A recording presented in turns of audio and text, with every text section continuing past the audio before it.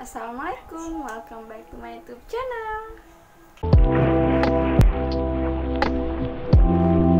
Jadi di video kali ini sedikit berbeda dengan yang sebelumnya, karena di sini saya akan mempresentasikan tugas yang diberikan oleh salah satu dosen saya, yang dimana orangnya tampan dan juga super ramah.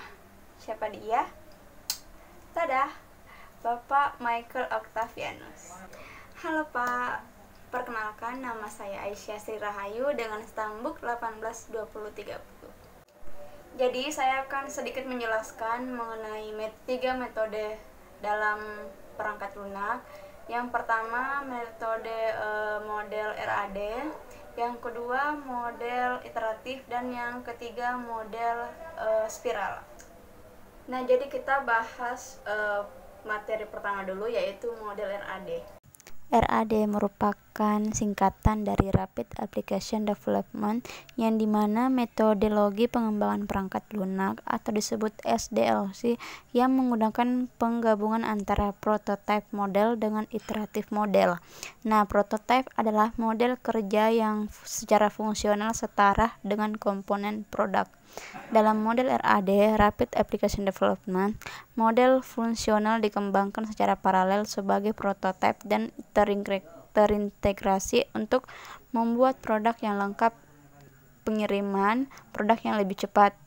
Dikarenakan tidak ada rincian planning yang detail, maka memudahkan untuk melakukan perubahan pada saat development berjalan.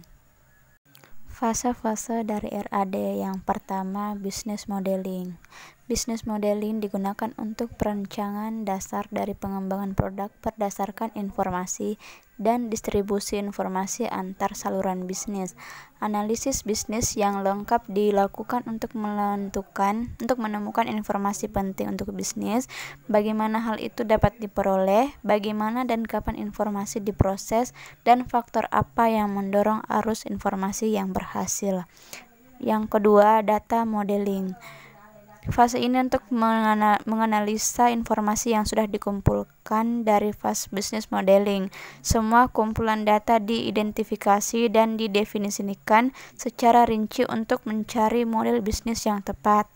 Yang ketiga, proses modeling. Fase ini digunakan untuk menetapkan arus informasi bisnis yang diperlukan untuk mencapai tujuan bisnis yang spesifik sesuai model bisnis. Yang keempat, application generation. Fase ini digunakan untuk sistem yang sebenarnya dibangun dan pengkodean dilakukan dengan menggunakan automatic tool untuk mengubah model proses data menjadi prototipe yang aktual. Dan yang terakhir, testing and turnover. Fase ini untuk pengujian keseluruhan sistem yang dibangun. Semua komponen perlu diuji secara menyeluruh dengan cakupan uji yang lengkap. Dengan pengujian yang lengkap dapat mengurangi risiko cacat sistem. Adapun kelebihan dan kekurangan dari RAD. Kelebihan RAD: yang pertama, mudah mengakomodasi perubahan sistem. Yang kedua, progress development bisa diukur. Yang ketiga, waktu iterasi bisa diperpendek menggunakan RAD tools. Yang keempat, mengurangi waktu development. Yang kelima, mudah dalam menentukan dasar sistem. Yang keenam, mempermudah feedback customer. Yang ketujuh, cocok untuk proyek yang membutuhkan waktu pengembangan yang lebih pendek. Dan yang terakhir, cocok untuk sistem yang berbasis komponen dan terukur. Nah, kekurangan RAD: yang pertama, ketergantungan pada anggota bisnis tim untuk mengidentifikasi persyaratan bisnis. Yang kedua, membutuhkan developer atau desainer yang berpengalaman. Yang ketiga, ketergantungan pada keterampilan model. Yang keempat, kompleksitas manajemen. Dan yang terakhir, tidak dapat diterapkan pada proyek yang kecil atau murah. Nah, yang kedua, model iteratif. Apa itu model iteratif? Model iteratif merupakan pengembangan sistem yang memiliki sifat dinamis, yang artinya setiap fase ini atau tahapan pengembangan sistem dapat dilakukan secara berulang jika terdapat kesalahan atau kekurangan. Model iteratif menciptakan versi yang lebih fungsional dalam sebuah sistem dengan siklus pengembangan yang singkat. Pada setiap siklus pengembangan memberikan penggunaan untuk memberikan feedback terhadap proses pengembangan. Adapun kelebihan dan kekurangan dari model iteratif. Kelebihan atau keuntungan model iteratif, yang pertama, risiko yang rendah pada setiap proses pengembangan sistem, mengutamakan fungsi pada sistem sehingga kemudahan dalam penggunaan sistem yang paling diutamakan. Yang ketiga, dikerjakan secara berurut sehingga tahap awal adalah dasar dari pengerjaan proses atau tahap selanjutnya.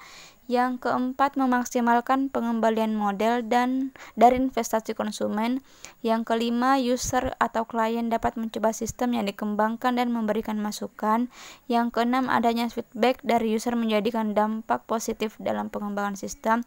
Dan yang terakhir, dengan penggunaan prototipe, kesalahan dan kelalaian saat proses pengembangan dapat secara diketahui. Nah, kekurangan dari model iteratif, yang pertama, dokumentasi yang dibuat seringkali tidak lengkap karena berfokus pada pembuatan prototipe. Yang kedua, membutuhkan resource yang cukup banyak untuk digunakan. Yang ketiga, model ini tidak cocok untuk pengembangan proyek dalam skala kecil. Dan yang terakhir, membutuhkan tenaga ahli lebih untuk analisis risiko yang nantinya timbul dalam proses pengembangan. Nah, dan yang terakhir, model spiral. Model spiral merupakan salah satu bentuk dari metode pengembangan perangkat lunak atau yang disebut dengan SDLC yang sangat populer digunakan dalam bidang teknologi informasi. Model spiral adalah gabungan dari model prototyping dan model waterfall dengan penekanan yang tinggi pada analisis risiko tiap tahapannya. Fungsi model spiral ini untuk melakukan perubahan, penambahan, dan pengembangan suatu software dengan daratan pertambahan menjadi lebih baik secara cepat dan tepat berdasarkan keinginan dan kebutuhan penggunanya. Pada model spiral ini menekankan pada analisa risiko setiap tahapannya. Nah, teman-teman bisa lihat gambarnya ini. Fase spiral model yang pertama, identification, yang dimana bertujuan untuk mengumpulkan kebutuhan bisnis di dasar spiral. Identifikasi persyaratan sistem, subsistem, dan unit. Fase ini juga mencakup komunikasi antara user dan development. Yang kedua, desain.